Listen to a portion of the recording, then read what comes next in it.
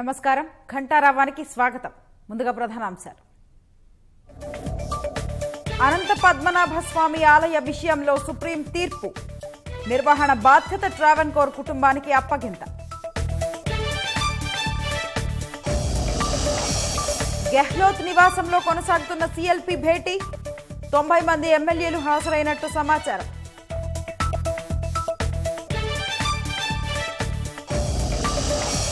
రాజస్థాన్లోని ఓ jewellery group లక్ష్యంగా IT శాఖ సోదాలు. గెహ్లోత్ అనుచరులనే టార్గెట్ చేసుకున్నట్టు కాంగ్రెస్ ఆరోపణ. సచివాలయం కూల్చివేతను నిరసిస్తూ పలు పార్టీ నేతల ఆందోళన. అనుమతి లేదంటూ అదుపులోకి తీసుకున్న పోలీసులు.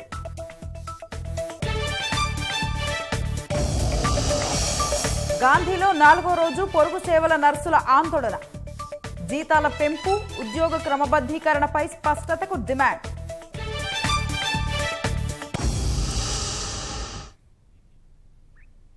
తిరువనంతపురంలోని అనంత పద్మనాభ స్వామి ఆలయ మేనేజ్మెంట్ వివాదంలో ట్రావెన్కోర్ రాజకుటుంబానికి అనుకూలంగా సుప్రీంకోర్టు తీర్పునిచ్చింది. రాజవంశానికి ఉన్న ఆలయ పాలనాపరమైన హక్కులను సమర్థించింది. ఇదే సమయంలో ఆలయానికి సంబంధించిన పాలనా వ్యవహారాలను పర్యవేక్షించేందుకు త్రివేంద్రం జిల్లా న్యాయమూర్తి ఆధ్వర్యంలో కమిటీ నియమించింది. తిరువనంతపురంలోని శ్రీ అనంత పద్మనాభ స్వామి ఆలయ మేనేజ్మెంట్ వివాదంలో ట్రావెన్కోర్ రాజవంశానికి అనుకూలంగా సుప్రీంకోర్టు తీర్పు వెలువరించింది. ఆలయ ఆస్తులు, నిర్వహణ బాధ్యతలను ట్రావెన్కోర్ రాజవంశం నుంచి కేరళ ప్రభుత్వం స్వాధీనం చేసుకోవాలంటూ 2011లో కేరళ హైకోర్టు ఇచ్చిన తీర్పును పక్కన పెట్టింది. పద్మనాభస్వామి ఆలయ పరిపాలనలో ట్రావెన్కోర్ పూర్వపు రాజకుటుంబ హక్కులను జస్టిస్ యుయు లలిత్ నేతృత్వంలోని సుప్రీం ధర్మాసనం సమర్థించింది. 1991లో ట్రావెన్కోర్ చివరి పాలకుడి మరణంతో కుటుంబ హక్కులు నిలిచిపోయాయన్న హైకోర్టు తీర్పును కొట్టేసింది. చివరి పాలకుడి మరణం కారణంగా రాజకుటుంబం తమ హక్కులను ప్రభుత్వానికి వదులుకోదని స్పష్టం చేసింది. పద్మనాభస్వామి ఆలయ నిర్వహణ బాధ్యత రాజకుటుంబానికే అప్పగించింది. ఆలయ కార్యకలాపాల నిర్వహణకు త్రివేంద్రం జిల్లా న్యాయమూర్తి నేతృత్వంలో కమిటీ ఏర్పాటు చేయాలని ఆదేశించింది. కొత్త కమిటీ ఏర్పాటయ్యే వరకు ప్రస్తుత కమిటీ కొనసాగుతుందని సుప్రీంకోర్టు స్పష్టం చేసింది.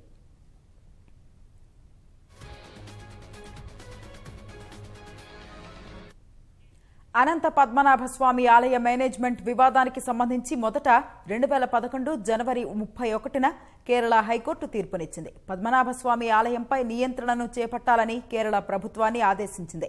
ఆలయంలో కల్లారాలుగా పిలిచే అన్ని నేలమాళిగలను తెరచి లెక్కింపు చేపట్టాలని తీర్పునిచ్చింది.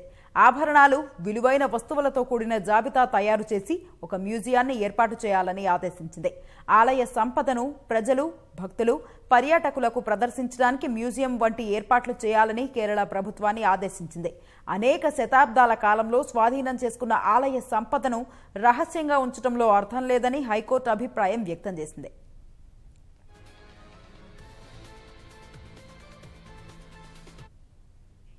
హైకోర్టు తీర్పును సవాలు చేస్తూ ట్రావెన్కోర్ రాజవంశస్థులు సుప్రీంకోర్టును ఆశ్రయించగా 2011 మే 2న కేరళ హైకోర్టు తీర్పుపై సుప్రీంకోర్టు స్టే ఇచ్చింది. నేలమాళిగల్లోని విలువైన వస్తువులు, ఆభరణాలపై వివరణాత్మక జాబితా రూపొందించాలని ఆదేశించింది. తదుపరి ఆదేశాలు ఇచ్చే వరకు 6వ నేలమాళిగ తెరవడాన్ని నిలిపివేయాలని 2011 జూలై 8న పేర్కొంది. 2017 జూలైలో ఆలయంలో ఉన్న నేలమాళిగల్లోని ఒకదానిలో ఆధ్యాత్మిక శక్తితో కూడిన అపారమైన నిధి ఉందనే వాదనలను పరిశీలిస్తామని తెలిపింది. దేవస్థానం మరమ్మతులు, నిధుల భద్రత కోసం మార్గదర్శకాలను కూడా జారీ చేసింది. ఆధ్యాత్మిక శక్తి ఉందన్న భయంతో మూసివేసిన కల్లారాన్ని తెరవాలని ఈ కేసులో అమికస్ క్యూరీగా ఉన్న సీనియర్ న్యాయవాది గోపాల్ సుబ్రహ్మణ్యం సుప్రీంకోర్టును సూచించారు. తర్వాత ఆలయంలోని పనులను పర్యవేక్షించడానికి మాజీ న్యాయమూర్తి జస్టిస్ రాధాకృష్ణన్ నేతృత్వంలో సెలక్షన్ కమిటీని సుప్రీంకోర్టు ఏర్పాటు చేసింది. అనంతరం రాజకుటుంబం, కేరళ ప్రభుత్వ వాదనలను పూర్తి స్థాయిలో ఆలకించిన సుప్రీంకోర్టు ధర్మాసనం గతేడాది ఏప్రిల్ 10న తీర్పును రిజర్వ్ చేసింది. తాజాగా హైకోర్టు తీర్పును పక్కన పెట్టిన సుప్రీం ధర్మాసనం రాజవంశీయులకు అనుకూలంగా తీర్పునిచ్చింది.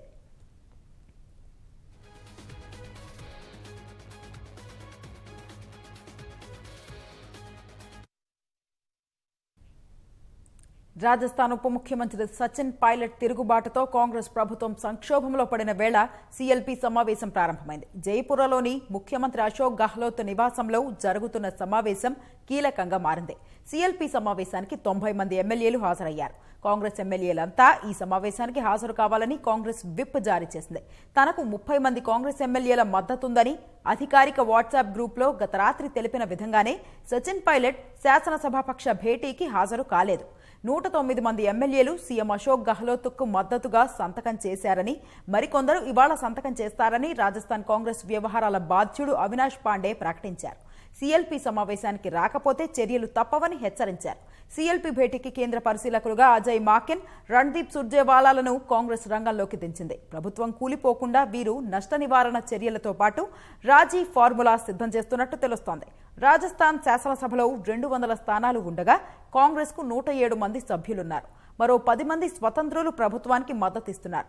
భాజపాకు 72 మంది ఎమ్మెల్యేలు ఉండగా రాష్ట్రీయ లోక్ తాంత్రిక్ పార్టీ నుంచి 3 సభ్యులు కమలదళం వైపే ఉన్నారు. ఈ పరిస్థితుల్లో సచిన్ పైలట్ వర్గానికి చెందిన 30 మంది ఎమ్మెల్యేలు కీలకంగా మారారు.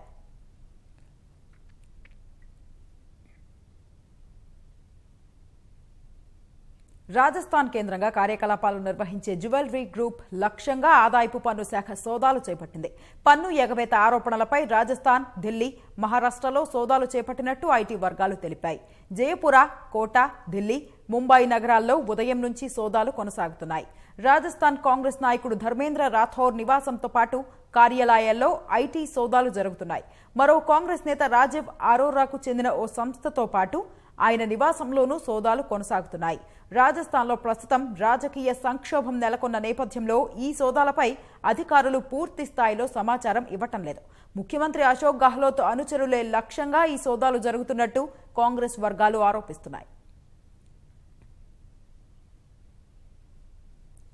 ధారావిలో కరోనాను కట్టడి చేసినట్టు రాష్ట్రంలో కేసీఆర్ మాత్రం కట్టడి చేయలేకపోతున్నారని తెదేపా అధ్యక్షుడు ఎల్ రమణ ఆందోళన వ్యక్తం చేశారు. సచివాలయ కూల్చివేతపై అఖిలపక్ష సూచనలు, సలహాలు పరిగణలోకి తీసుకోకపోవడం బాధాకరమన్నారు. సచివాలయం కూల్చివేతను నిరసిస్తూ గన్ పార్క్ వద్ద తెదేపా, సిపిఐ, తెజాస ఆధ్వర్యంలో నిరసన వ్యక్తం చేశారు. సచివాలయంలో ఉన్న గుడి, మసీదును కూల్చివేయొద్దని వామపక్ష నేతలు డిమాండ్ చేశారు.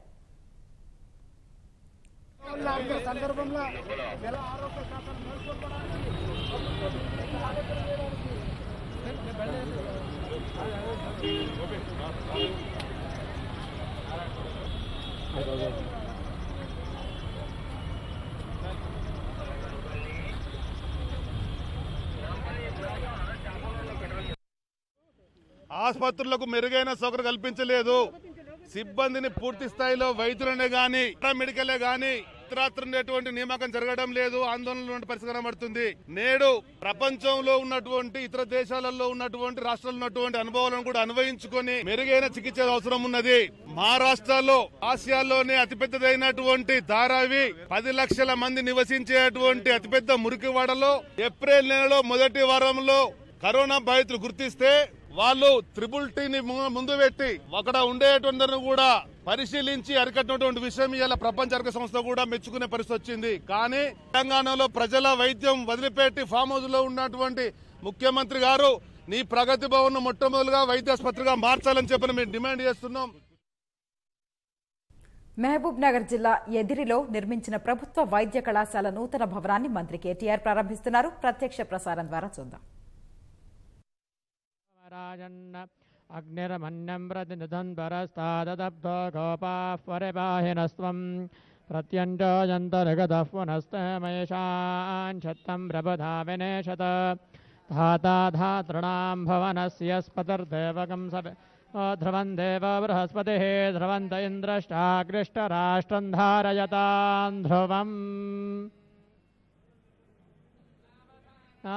సుముహూర్తే సావధాన శుభలగ్నే సావధాన శ్రీలక్ష్మీనారాయణ ధ్యాన సావధాన.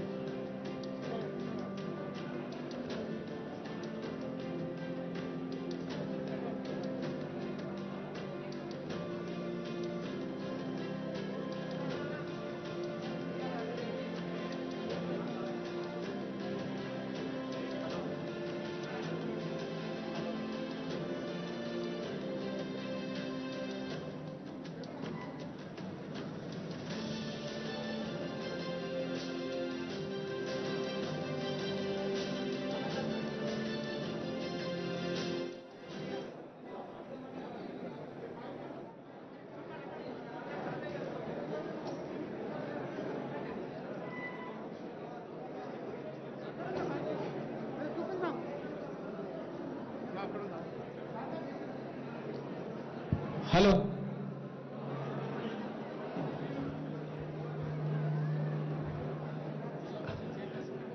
South south Madhu hello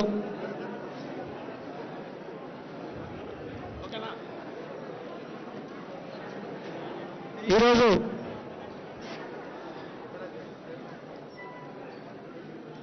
medical కళాశాల ప్రారంభోత్సవానికి వచ్చినటువంటి గౌరవనీయులు పెద్దలు ఆరోగ్య శాఖ మంత్రివర్యులు అన్న ఈటెల రాజేందర్ గారు, గౌరవనీయులు ఈ కళాశాల ప్రారంభం చేసి భూమి పూజ చేసి మళ్ళీ ఈరోజు ప్రారంభోత్సవ కార్యక్రమానికి వచ్చినటువంటి హలో మన జిల్లా పైన ఎంతో ప్రేమ ఆప్యాయత యువతకు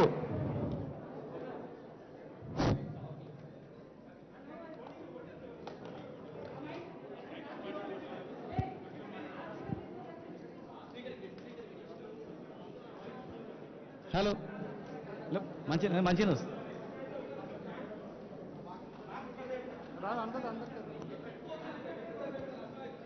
అది నిలవాలా ఇక్కడే ఉండాలా?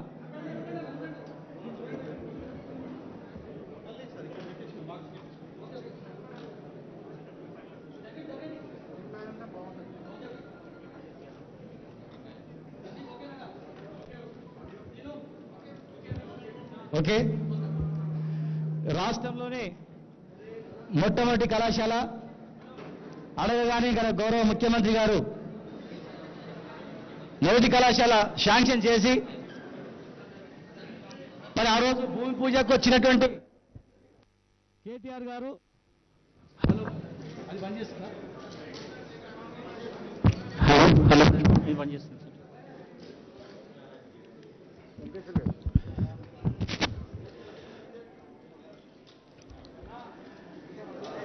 ఆ రోజు భూమి పూజ కంప్లీట్ చేసుకొని 2.5-3 సంవత్సరాల లోపలనే బిల్డింగ్ కంప్లీట్ చేసుకొని మరి ఈరోజు ప్రారంభానికి వచ్చినటువంటి గౌరవనీయులు పెద్దలు యువ నాయకులు కేసీఆర్ గారి అడుగుజాడల్లో నడుస్తూ రాష్ట్ర అభివృద్ధిలో తనదైన శైలిలో ఇలా ముందుకు నడుస్తున్నటువంటి మా నాయకుడు మా అన్న కేటీ రామారావు గారు, గౌరవ పార్లమెంట్ సభ్యులు శ్రీనివాసరెడ్డి గారు, గౌరవ కలెక్టర్ వెంకట్రావు గారు, ఎస్పీ రామారాజేశ్వరి గారు, జిల్లా పరిషత్ చైర్మన్ సర్నా సుధాకర్ రెడ్డి గారు, మున్సిపల్ చైర్మన్ కేసీ నరసింహులు గారు, రాజేశ్వర్ గౌడ్ గారు గ్రంథాలయ చైర్మన్, ఇంకా మా కౌన్సిలర్ యాదమ్మ గారు, వైస్ చైర్మన్ గణేష్ గారు, నిజాం పాషా గారు డీసీపీ చైర్మన్, రాజేశ్వర్ గౌడ్ గారు, అందే బాబాయ్ గారు, డాక్టర్ రామకిషన్ గారు, పుట్ట శ్రీనివాస్ గారు, దయచేసి క్షమించాలా, చాలామంది ఉన్నారు. అందరికీ పేరు పేరు నమస్కారం. 6 సంవత్సరాల్లోనే మహబూబ్నగర్ అనేది పూర్తి ఊహించని స్థాయిలో అన్ని రంగాల్లో అభివృద్ధి. ఈరోజు మెడికల్ రంగంలో చూస్తే కొత్తగా ఎమ్మెల్యే అయినప్పుడు చాలామంది ప్రతి చిన్నదానికి కూడా హైదరాబాద్కి వెళ్ళేది. అప్పన్నపల్లి రైల్వే బ్రిడ్జ్ పడగానే ప్రాణాలు ఉంటాయో పోతాయని చెప్పి అంబులెన్స్లో ఉన్నటువంటి వాళ్ళు భయపడేది. ఒక నెల రోజులు 2 నెలల్లోనే అప్పన్నపల్లి ఫ్లైఓవర్ను కంప్లీట్ చేసుకొని మంత్రిగా ప్రమాణ స్వీకారం చేసిన తర్వాత కేటీఆర్ గారు ఈ రాష్ట్రంలో మంత్రి అయిన తర్వాత మొట్టమొదటి శిలాఫలకం మహబూబ్నగర్ జిల్లాలోనే వారు వచ్చి ప్రారంభించిందంటే మరి జిల్లా ప్రజల పట్ల ఎంత ప్రేమ ఉందో అర్థం చేసుకోవాల్సిన అవసరం ఉంది. మరి ఈరోజు 15 మంది డాక్టర్లు ఉండేది ఆ రోజు. ఈరోజు 200 మంది డాక్టర్లు హాస్పిటల్లో ఉన్నారు. 70 మంది నర్సులు ఆ రోజు ఉండేది. ఈరోజు 455 మంది నర్సులు ఇలా పనిచేస్తూ ఉన్నారు. ప్రతి చిన్న స్కానింగ్ చేయాలని హైదరాబాద్ పోయేది. ఈరోజు హైదరాబాద్ నుంచి కూడా ఇక్కడ చూయించుకునే పరిస్థితికి ఇవాళ తీసుకురావడం జరిగింది. ఎక్కడైనా మెడికల్ కాలేజ్ వస్తే 10 సంవత్సరాల తర్వాత పీజీ సీట్లు వస్తాయి. కానీ ఇక్కడ 3 సంవత్సరాల్లోనే పీజీ సీట్లు స్టార్ట్ అయినాయి. అనేక రంగాల్లో ముందుకు పోతా ఉంది. రాష్ట్రంలోనే ఎంసెట్ చదివినటువంటి వాళ్లకు 3rd ర్యాంక్లో మహబూబ్నగర్ మెడికల్ కళాశాల వచ్చిందంటే, ఈ రాష్ట్రంలోనే మూడవ మెడికల్ కళాశాల వచ్చిందంటే మరి దానికి కృషి చేసినటువంటి డాక్టర్లను మనస్ఫూర్తిగా అభినందిస్తూ, సమయం లేదు కనుక మరి ఈ కరోనా సమయంలో కూడా ఇదే మెడికల్ కాలేజ్ హాస్టల్లో క్వారంటైన్ సెంటర్ ఏర్పాటు చేసి 100 మందికి ట్రీట్మెంట్ చేయడం జరిగింది. ప్రపంచం వణికిపోతున్న తెలంగాణలో మాత్రం, హైదరాబాద్లో, మహబూబ్నగర్లో మాత్రం ఇంకా అనేక చర్యలు చేపట్టి మరి అటు ఎస్పీ గారు కానీ, కలెక్టర్ గారు కానీ, డిఎంహెచ్ఓ కానీ, మున్సిపల్ కమిషనర్ కానీ, డాక్టర్లు కానీ, నర్సులు కానీ, వార్డు బాయ్లు కానీ ఎంతో భరోసా ఇచ్చి ఎప్పటికప్పుడు ఈటల రాజేందర్ గారు పలానా స్టేట్మెంట్ ఇవ్వగానే మరుసటి రోజే ఇక్కడ ఇంప్లిమెంట్ అయ్యేటట్లు అనేక కార్యక్రమాలు నిర్వహించి మరి అత్యధికంగా ఇక్కడ స్ప్రెడ్ అవుతుంది. పక్కనే కర్నూలు ఉంది, పక్కనే జోగులాంబ గద్వాల్లో వస్తుంది. అయినా మహబూబ్నగర్లో ఇంకా ఎక్కువ వస్తుందని ఊహించారు. కానీ దానికి తారుమారు చేసి 0 చేయగలిగినాం. మళ్ళీ ఇప్పుడిప్పుడే మళ్ళీ అక్కడక్కడ హైదరాబాద్ నుంచి హాస్పిటల్ నుంచి వచ్చినటువంటి కేసుల వల్ల కొన్ని కేసులు రావడం కొంత బాధ అయినా మరి ప్రపంచంలో ప్రతి ఒక్కరికి ఎప్పుడో ఒకసారి వస్తుంది వైరస్ అని ప్రపంచ దేశాలు చెప్తా ఉన్నాయి. ప్రపంచంలో అగ్రదేశమైనటువంటి అమెరికా లాంటి దేశం కూడా ఇవాళ వణికిపోతున్నా. ఇవాళ ఇంత జనాభా ఉన్నటువంటి ఇండియాలో తెలంగాణ రాష్ట్రంలో గౌరవ ముఖ్యమంత్రి కేసీఆర్ గారు అహర్నిశలు ఎప్పటికప్పుడు ఈటల రాజేంద్ర గారికి ఆదేశాలు ఇస్తూ మరి మున్సిపల్ పట్టణాల్లో కేటీఆర్ గారు ఎప్పటికప్పుడు సమీక్షిస్తూ అనేక కార్యక్రమాలు నిర్వహించడం మాకు చాలా సంతోషంగా ఉంది. ఆనాటి ఉద్యమంలో మేమందరం కూడా కేసీఆర్ గారు వెంబడి ఈటల రాజేంద్ర గారు, రామన్న గారు ఇంకా అనేక మందిని ఆనాడు ఉద్యమంలో తెలంగాణ వస్తుందో రాదో కానీ సచ్చినా సరే తెలంగాణ గురించి కొట్లాడాలని వారి నాయకత్వంలో పనిచేసినాం. ఇలా వారి నాయకత్వంలో ఈరోజు కేసీఆర్ గారి నాయకత్వంలో మంత్రిగా ఉన్నాం, జైళ్ళల్లో కూడా ఉన్నాం, తర్వాత ఇప్పుడు మంత్రిగా ఉన్నాం. ఇలా రాష్ట్రం గర్వించేటట్లు ఆహార్నిశలు మనం పనిచేస్తున్నాం. మరి ఈ రాష్ట్రంలో యువత కానీ తెలంగాణ ప్రజలు కానీ కేసీఆర్ గారంటే ఒక దేవునిగా పూజిస్తూ ఉన్నారు. ఎంతోమందికి దైవంగా భావిస్తూ ఉన్నారు. అనేక పథకాలు అన్ని కులాలకు. ఇలా కుల వృత్తులను అన్నీ కూడా ఓటు బ్యాంకుగా చూసినారు. ఈ కుల వృత్తులను, ఈ జాతులను మొత్తం కూడా అధికారంలో రావడానికి ఉపయోగించుకున్నారు. కానీ ఈ కులాలకు కానీ, ఈ వృత్తులకు కానీ, ఈ జాతులకు కానీ చేయాలనేటువంటి ఆలోచన రాలేదు. ఇలా హైదరాబాద్లో తరహా మహబూబ్నగర్లో కూడా అన్ని కులాలకు ఆత్మగౌరవ భవనాలు ఇచ్చి మరి కాపాడినటువంటి పరిస్థితి ఈరోజు చూస్తున్నాం. మరి మెడికల్ రంగంలో కూడా అద్భుతమైనటువంటి విజయాలు సాధించేటట్లు చేసినాం. ఈరోజు మెడికల్ కాలేజ్ హాస్టల్ వచ్చింది. త్వరలోనే 1000 పడకల హాస్పిటల్ కూడా కేటీఆర్ గారు, ఈటల రాజేంద్ర గారు మేము మాట్లాడుకుంటూ వచ్చినాం. ఇంకొక అతిపెద్ద హాస్పిటల్ నిర్మించుకోవాలి తొందరలోనే అని చెప్పి మీరు మాట్లాడుకుంటూ రావడం కూడా జరిగింది. తొందరలోనే దాన్ని కూడా కేసీఆర్ గారు ఆమోదంతో దాన్ని కూడా ప్రారంభిస్తాం. ఖచ్చితంగా ఇలా మహబూబ్నగర్ ప్రజలు కేటీఆర్ గారు ఎప్పుడు వస్తారా అని చెప్పి జిల్లా ప్రజలందరూ కూడా ఎదురుస్తూ ఉన్నారు. రాష్ట్రం మొత్తం కూడా, యువత మొత్తం కూడా కేసీఆర్ గారి పైన, కేటీఆర్ గారి పైన, తెలంగాణ తెచ్చి తెలంగాణ పరిపాలించేటువంటి నాయకత్వం పైన ఎంతో విశ్వాసం, నమ్మకం ఉంది. తెలంగాణ ప్రజలు కేసీఆర్ గారికి, కేటీఆర్ గారికి 100% రుణపడి ఉంటారు. మహబూబ్నగర్ జిల్లా ప్రజలు 100% రుణపడి ఉంటారు.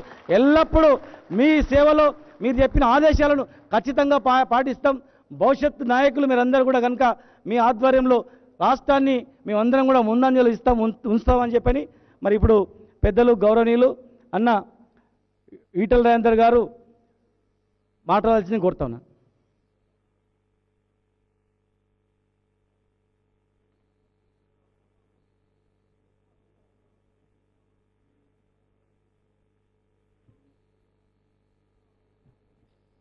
ఈ కార్యక్రమ ముఖ్య అతిథి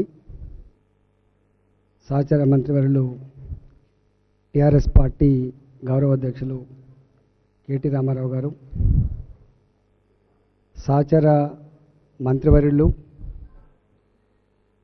పెద్దలు శ్రీనివాస్ గౌడ్ గారు, గౌరవ పార్లమెంట్ సభ్యులు శ్రీనివాస్ రెడ్డి గారు, జిల్లా పరిషత్ చైర్మన్ స్వర్ణ గారు, డీసీసీబీ చైర్మన్ గారు, డీసీఎంఎస్ చైర్మన్ గారు, కలెక్టర్ గారికి, ఎస్పీ గారికి, సీనియర్ నాయకులు బాబన్నకి, పెద్దలందరికీ పేరు పేరున నమస్కారం. మా డైరెక్టర్ గారు, ప్రిన్సిపల్ గారు, ఇక్కడ ఉన్నటువంటి ఈ కాలేజ్ అధికారులందరూ కూడా అతి తక్కువ కాలంలో కాలేజీకి ఫౌండేషన్ కేటీఆర్ గారు వేస్తే దాన్ని కట్టుకొని మళ్ళీ వారి చేతుల మీదుగానే దీన్ని ప్రారంభించుకోవడం జరిగింది. రెండవ అతి ముఖ్యమైనటువంటి శుభకార్యం ఏంటంటే ఈ కాలేజీకి అనుబంధంగా ఒక 1000 పడకల ఆసుపత్రి నిర్మాణానికి కూడా ఈరోజు మనం భూమి పూజ చేసుకుంటా ఉన్నాం. దాన్ని కూడా అతి తక్కువ కాలంలోనే కట్టుకొని మహబూబ్ నగర్ జిల్లా ప్రజానీకానికి ఆనాడు ఉద్యమ నేతగా కేసీఆర్ గారు ఈ మహబూబ్ నగర్ జిల్లా దాని స్థితిగతులు ఏందో ఆనాడు అనేక సభలలో చెప్పారు. తెలంగాణ ఉద్యమానికే స్ఫూర్తినిచ్చిన జిల్లా, కరువు కాటకాలతో వలసలతో తల్లడిల్లిన జిల్లా. ఈ జిల్లా ఆనాడు దేశవ్యాప్తంగా యావత్ తెలంగాణ ప్రజానీకానికి అందించడంలో ఇక్కడున్న సమస్యలు కానీ ఇక్కడున్న పద్ధతులు కానీ ఆనాడు మనకు స్ఫూర్తినిచ్చినాయి. దాంట్లో భాగంగానే ఇప్పటికే మహబూబ్ నగర్ జిల్లా వలస జిల్లా కాదు, కరువు జిల్లా కాదు, ఇవాళ ప్రజానీకానికి అన్నం పెట్టే జిల్లాగా ఎదిగింది ఈ మహబూబ్ నగర్ జిల్లా. మొన్ననే మీరు చూసిండ్రు, మొట్టమొదటిసారిగా కాళేశ్వరం ప్రాజెక్టు కానీ ఈ కృష్ణా నది మీద కట్టబడుతున్నటువంటి ప్రాజెక్టులు కానీ వాటి ఫలితం ఏందో మొట్టమొదటిసారిగా మన వచ్చింది. దేశానికే అన్నం పెట్టగలిగే రాష్ట్రం తెలంగాణ రాష్ట్రంగా అవతరించడం అనేది మనందరి గర్వకారణం. 1,05,00,000 మెట్రిక్ టన్నుల ధాన్యాన్ని ఎఫ్సిఐ ప్రొక్యూర్ చేస్తే తెలంగాణ 62 లక్షల మెట్రిక్ టన్నుల ధాన్యాన్ని అందించినటువంటి రాష్ట్రం తెలంగాణ. అంటే గత 6 సంవత్సరాల కాలంలో మనం ఆనాడు పల్లె పల్లెన పల్లెళ్ళు మొలిచేటువంటి పాట పాడుకున్నటువంటి మహబూబ్ నగర్ జిల్లా యావత్ తెలంగాణ ఎంత గొప్పగా ఎదిగిందో మనందరూ కూడా గర్వకారణం. వైద్య రంగంలో కూడా దేశంలో ఏ రాష్ట్రం లేని పద్ధతిలో అతి తక్కువ కాలంలో అతి ఎక్కువ ఫలితాలు సాధించిన రాష్ట్రం కూడా తెలంగాణనే. ఇవాళ ఎంఎంఆర్ రేటు విషయంలో, ఐఎంఆర్ రేటు విషయంలో గ్రామీణ ప్రాంత ప్రజానీకానికి కేసీఆర్ కిట్ ద్వారా ఎంత గొప్పగా మనం ఫలితాలని అందించినామో అవన్నీ కూడా చూస్తూ ఉన్నారు. మేము ఆనాడు కేటీ రామారావు గారు కానీ మేము కానీ తెలంగాణ రాష్ట్రంలో సమైక్య రాష్ట్రంగా ఉన్ననాడు, తెలంగాణ ప్రాంతంలో సమైక్య రాష్ట్రంగా ఉన్నాడు ఒక్క మెడికల్ కాలేజ్ కూడా మీరు పెట్టలేదు, ఇదేనా మీరు చేసేటువంటి న్యాయం ధర్మం అని చెప్పి ఆనాడు ప్రశ్నించినప్పుడు మా ఉద్యమ పుణ్యమా అని చెప్పి ఆనాడు 2 మెడికల్ కాలేజ్ వచ్చినాయి. ఒకటి నిజామాబాద్లో వచ్చింది, ఒకటి ఆదిలాబాద్ రిమ్స్లో వచ్చింది. తెలంగాణ రాష్ట్రం వచ్చిన తర్వాత గౌరవ ముఖ్యమంత్రి గారి ఆదేశాలతో ఆనాడు హెల్త్ మినిస్టర్గా ఉన్నటువంటి లక్ష్మారెడ్డి గారి చేతుల మీదుగా 4 మెడికల్ కాలేజ్, ఇవాళ సూర్యాపేట మెడికల్ కాలేజ్ కానీ, నల్లగొండ మెడికల్ కాలేజ్ కానీ, ఇవాళ మహబూబ్ నగర్ కానీ, అదేవిధంగా మనకు ఎయిమ్స్ సిద్దిపేట కానీ కేంద్ర ప్రభుత్వంతో కొట్లాడి తెచ్చుకున్నటువంటి ఎయిమ్స్ కానీ ఇలా 5 మెడికల్ కాలేజీలని ఈ 6 సంవత్సరాల కాలంలో మనం స్థాపించుకోవడం జరుగుతూ ఉంది. రాబోయే కాలంలో ఇప్పటికే దేశంలో